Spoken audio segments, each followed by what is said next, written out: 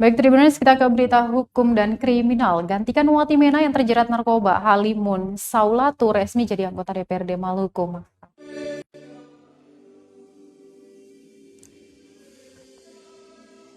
Di Maluku telah menggelar pergantian antara waktu atau PAW anggota Dewan dari fraksi Partai Demokrat.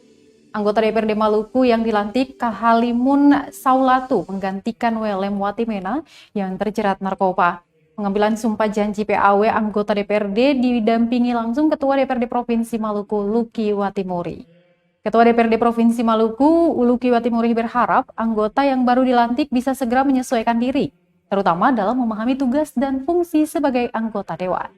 Dia melanjutkan menjadi seorang anggota dewan bukan lagi hal yang baru bagi Halimun Saulatu.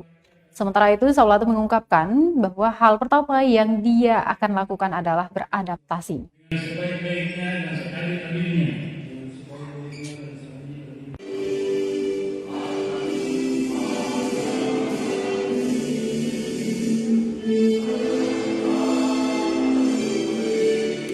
Di sini hanya bisa melaksanakan langkah-langkah, mengambil langkah-langkah kalau usulan dari Partai Gerindra itu sudah masuk. Tapi sampai sekarang tidak ada.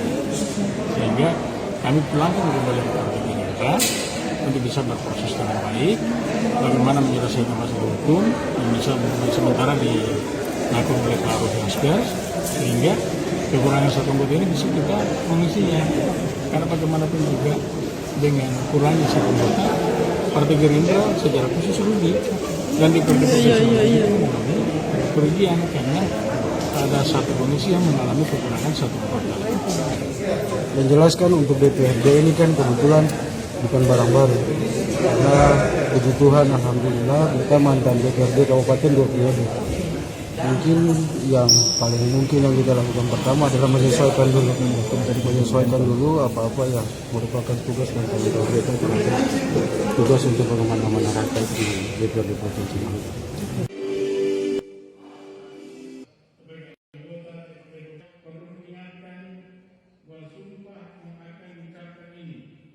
Dalam mengandung tanggung jawab bahwa saya akan memenuhi kewajiban saya